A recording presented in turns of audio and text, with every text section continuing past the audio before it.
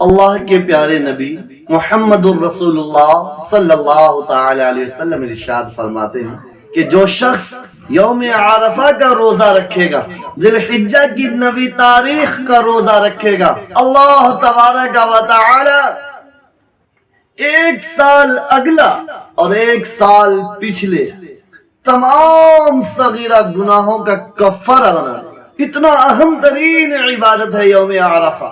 اور جو شخص 10ویں رات، 9ویں رات اور 10ویں رات کو عبادت کرے گا، اللہ کے سامنے جھکے گا، روئے گا، گڑ گڑائے گا، پرستش کرے گا، اللہ کی پرستش کرے گا، اللہ کے پیارے نبی محمد الرسول اللہ صلی اللہ تعالی علیہ وسلم ارشاد فرماتے ہیں کہ اللہ اس دن روز محشر، جس دن سب کے دل مردہ ہو جائیں گے، ایسے شخص کا دل زندہ رہے گا جو 9ویں تاریخ کی رات میں عبادت کرے گا اور 10ویں تاریخ کی رات میں عبادت کرے گا۔ ایسے وقت میں جب تمام لوگ بے چین ہوں گے، مشکل میں ہوں گے، اللہ انہیں راحت و آرام عطا فرمائے گا، اللہ سکون و عافیت عطا کرے گا۔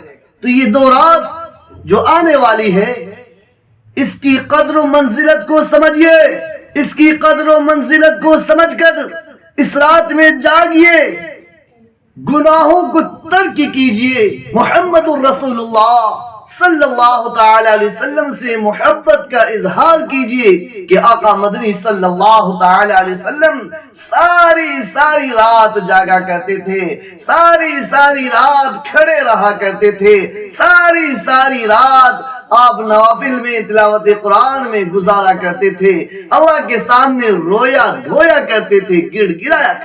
حاضرین و سامعین و ناظرین، 5 رات ایسی ہیں۔ کتنی راتیں؟ 5 کتنی راتیں؟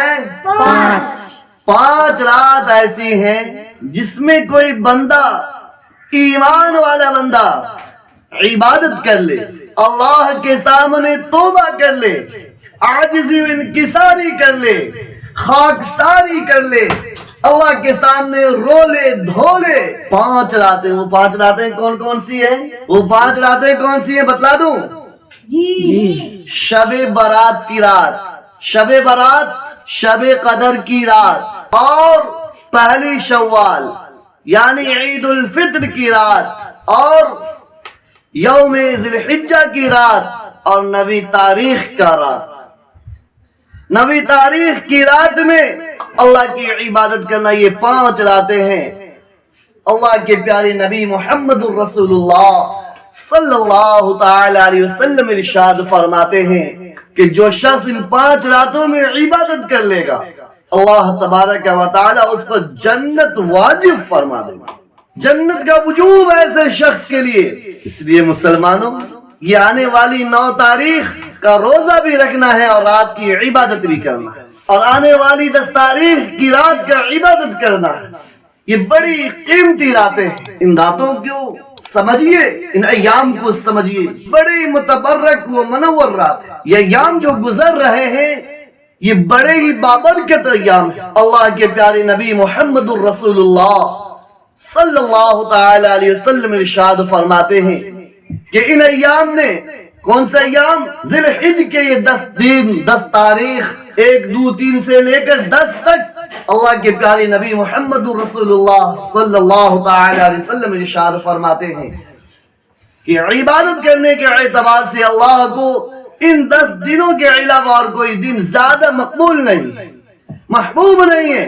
اللہ کو سب سے زیادہ عبادت ان ایام میں پسند ہے۔ ان ایام میں اللہ کے سامنے توبہ کرنا، گڑ گڑانا، الحوزاری کرنا اللہ کو بہت زیادہ پسند ہے، اللہ کو بہت زیادہ پسند ہے۔ اللہ کی بڑائی بیان کرنا، اللہ کی ستائش بیان کرنا، اللہ کی کبریائی بیان کرنا، اللہ کی حمد و ثنا بیان کرنا، اپنے آنکھوں سے آنسو کے قطرے کو ٹپکانا، اپنی پیشانی کو رگڑنا، اپنے ماتھے کو زمین پر رگڑنا، اللہ کے سامنے رگڑنا، یہ اللہ کو بہت پسند۔ اللہ تبارک و تعالی ان 10 راتوں کی قسم کھاتے ہیں، وَلَيَالٍ عَشْرٍ، قسم ہے ان 10 رات کی، اللہ جس رات کی قسم کھا رہے ہوں، اللہ جس رات کی عظمت کی قسم کھا رہے ہوں، وہ رات کتنی متبرک، وہ کتنی منور ہوگی، وہ کتنی بابرکت رات ہوگی۔ ہم سب ایمان والوں کو دل کی گہرائی و گہرائی سے سمجھنے اور دل پر بات لینے کی ضرورت ہے کہ اللہ جس رات کی قسم کھا رہے ہیں، اتنی بابرکت رات، اس رات میں جاگیے، اللہ کی عبادت کیجئے، اللہ کے دربار میں پہنچیے، اپنے کالے کرتوت، اپنے کالے سیاہ پر نادم و شرمندہ ہوں۔